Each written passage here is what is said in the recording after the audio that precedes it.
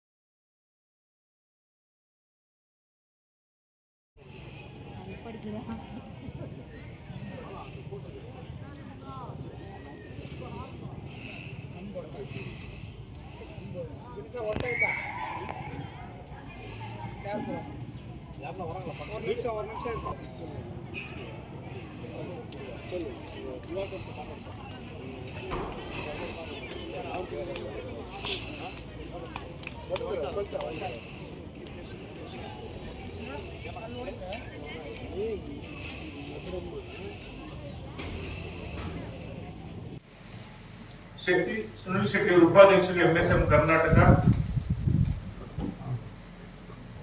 ಮುನಿಸ್ವಾಮಿ ಅವರು ಕೋಲಾರ ಜಿಲ್ಲಾ vice president, Shekhar vice president KGF, ಇವರು ಗೊತ್ತಿರ್ತದೆ. ಕೋಲಾರ ಜಿಲ್ಲಾ ಉಪಾಧ್ಯಕ್ಷ ಕೃಷ್ಣಪ್ಪ ಅವರು, ಇವರು ತುಂಬಾ ಸಹಕಾರ ಮಾಡ್ತಾ ಇದ್ದಾರೆ. ಇಲ್ಲಿ ಮುನಿಸ್ವಾಮಣ್ಣ ಹೃದಯ ಇದ್ದು ನನಗೆ ನಿಜವಾಗ್ಲೂ ಗೊತ್ತಿಲ್ಲ ಈ ಕೋಲಾರ ಜಿಲ್ಲೆಯಲ್ಲಿ ಇಷ್ಟು ಪ್ರೀತಿಯಿಂದ ಇಷ್ಟು ಆಧ್ಯಾತ್ಮಿಕ ಬೆಳೆದಿಕ್ಕೆ. ಸಾರಿ ಸರ್, ನಮ್ಮ ಹೆಸರು ದಿವಾಕರ್ ಅಂತ ಹೇಳ್ಬಿಟ್ಟು, ಜಿಲ್ಲಾಧ್ಯಕ್ಷರು, ಬೆಂಗಳೂರು ಪೂರ್ವ ಒಂದು ತಾಲೂಕು ಹಾಗೂ ಅಖಿಲ ಕನ್ನಡ ವಂಶಜಾತಿ ಕನ್ನಡ ವೇದಿಕೆ ರಾಜ್ಯಾಧ್ಯಕ್ಷರು. ಈ ಒಂದು ಕಾರ್ಯಕ್ರಮ ಯಾವ ರೀತಿ ನಡೆಯುತ್ತೆ ಅಂತ ನಮ್ಗೆ ಕುತೂಹಲದಿಂದ ಇದ್ದೀವಿ. ಜನ ಯಾಕೆಂದ್ರೆ ಮುಳಬಾಗಿಲು ಮಾಡಿದಾಗ ಸುಮಾರು ಜನ ಸೇರಿದ್ರು, ಅಲ್ಲಿ ನೋಡಿದ್ವಿ. ಇಲ್ಲಿ ಬಂದ ಮೇಲೆ 2 ದಿನದಿಂದ ನಾವು ಜನ ಸಂಪರ್ಕ ಮಾಡ್ತಾ ಇದೀವಿ. ಎಲ್ಲರೂ ತುಂಬಾ ಉತ್ಸಾಹದಿಂದ ಇದ್ದಾರೆ. ಈ ಒಂದು ಕಾರ್ಯಕ್ರಮ ಯಾವ ರೀತಿ ನಡೆಯುತ್ತೆ ಅಂತ. ಈ ಒಂದು ಕಾರ್ಯಕ್ರಮಕ್ಕೆ ಮುಖ್ಯ ಅತಿಥಿಗಳಾಗಿ ನಮ್ಮ MLA ಸಾಹೇಬರು ಬರ್ತಾ ಇದ್ದಾರೆ, MP ಸಾಹೇಬರು ಬರ್ತಾ ಇದ್ದಾರೆ. ಅದೇ ರೀತಿ ನಮ್ಗೆ ಮಾಜಿ ಸಚಿವ ಪ್ರಕಾಶ್ ಅವರು ಬರ್ತಾ ಇದ್ದಾರೆ. ಇನ್ನು MLC ಅನಿಲ್ ಕುಮಾರ್ ಸರ್ ಬರ್ತಾ ಇದ್ದಾರೆ. ಆಮೇಲೆ ಪೊಲೀಸ್ ಇಲಾಖೆ ವರಿಷ್ಠಾಧಿಕಾರಿ SP ನಿಖಿಲ್ ಜಿ ಅವರು ಬರ್ತಾ ಇದ್ದಾರೆ. ಕಲೆಕ್ಟರ್ ಬರ್ತಾ ಇದ್ದಾರೆ. ಇನ್ನು ಹಲವಾರು ಮುಖ್ಯ ಗಣ್ಯಾತಿಥಿಗಳು ಬರ್ತಾ ಇದ್ದಾರೆ. ಈ ಒಂದು ಕಾರ್ಯಕ್ರಮಕ್ಕೆ ನಿಮ್ಮೆಲ್ಲರ ಬೆಂಬಲ ಇರಬೇಕು ಅಂತ ಹೇಳ್ಬಿಟ್ಟು MSM ಕನ್ನಡ ಪರವಾಗಿ ಕೇಳ್ಕೊಂತ ಇದ್ದೇನೆ. ಕಾರ್ಯಕ್ರಮ ಬೆಳಿಗ್ಗೆ ಒಂದು 7 ಗಂಟೆ ಸರಿಯಾಗಿ ಅಮ್ಮನ ಸುಪ್ರಭಾತ, ಅಮ್ಮನ ಮೂಲ ಮಂತ್ರದೊಂದಿಗೆ ಪ್ರಾರಂಭ ಆಗುತ್ತೆ.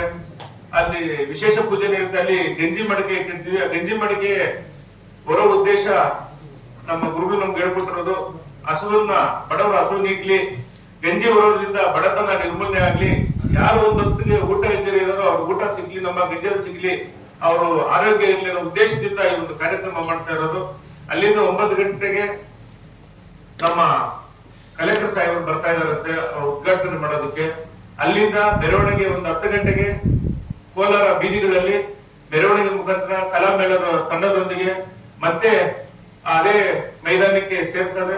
ಸೇರಾದ ಮೇಲೆ ಆಧ್ಯಾತ್ಮಿಕ ಭಾಷಣ, ಗಣ್ಯ ವ್ಯಕ್ತಿಗಳ ಭಾಷಣ ಇರುತ್ತೆ, ಅವ್ರ ಸನ್ಮಾನ ಸಮಾರಂಭ ಹಾಗೂ ಬಡ ಮಕ್ಕಳಿಗೆ ಹೊಲಿಗೆ ಯಂತ್ರ ಹಾಗೂ ರುಬ್ಬುವ ಯಂತ್ರ, laptop, drilling machine, welding machine ಇವನ್ನೆಲ್ಲ ಕೊಡೋದಕ್ಕೆ ನಿರ್ಧಾರ ಮಾಡಿದ್ದೀವಿ. ಒಂದು ಸಾಮಾಜಿಕ ಕಾರ್ಯಕ್ರಮ ಮೊದಲನೇ ಬಾರಿಗೆ ಬಡವರ ಸೇರ್ಲಿ ಅನ್ನೋ ಉದ್ದೇಶದಿಂದ ಅದನ್ನ ಮಾಡ್ತಾ ಇದೀವಿ. ತದನಂತರ ಪ್ರಸಾದ ವಿನಿಯೋಗ ಇರುತ್ತದೆ. ತದನಂತರ ವಂದನಾರ್ಪಣೆಗೆ ಕಾರ್ಯಕ್ರಮ ಮುಗಿಯುತ್ತೆ.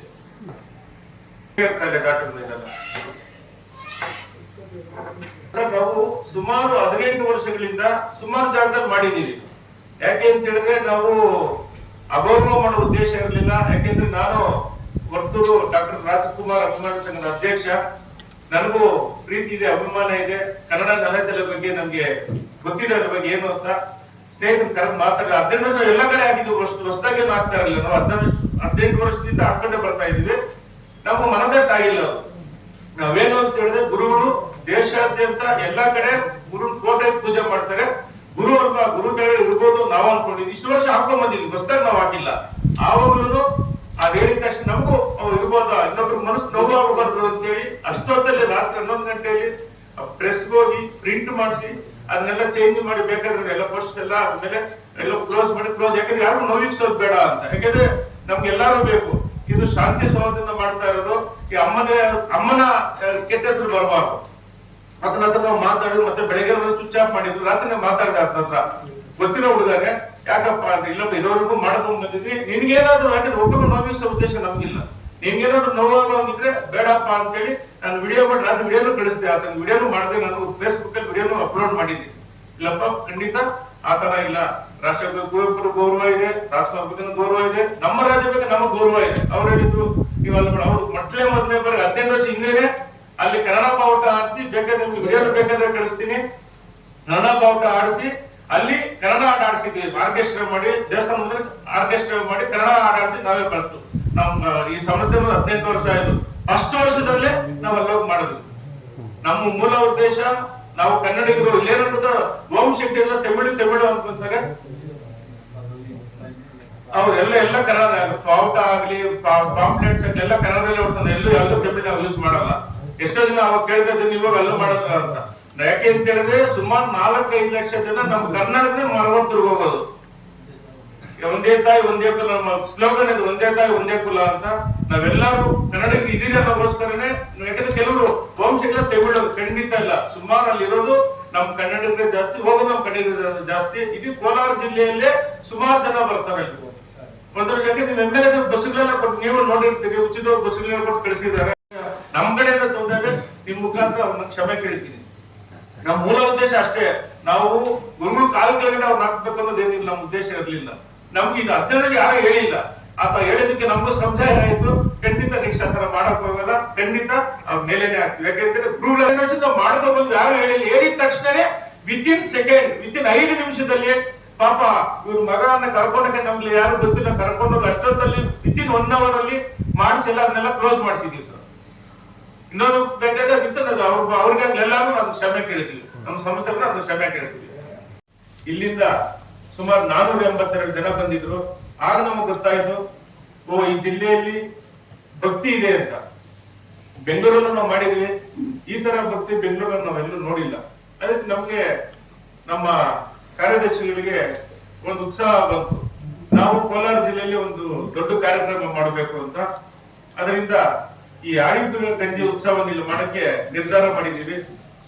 ಇದೇ ಭಾನುವಾರ 17ನೇ ತಾರೀಕು ಸುಮಾರು 6,000 to 7,000 ಜನ ಸೇರೋ ನಿರೀಕ್ಷೆ ಇದೆ.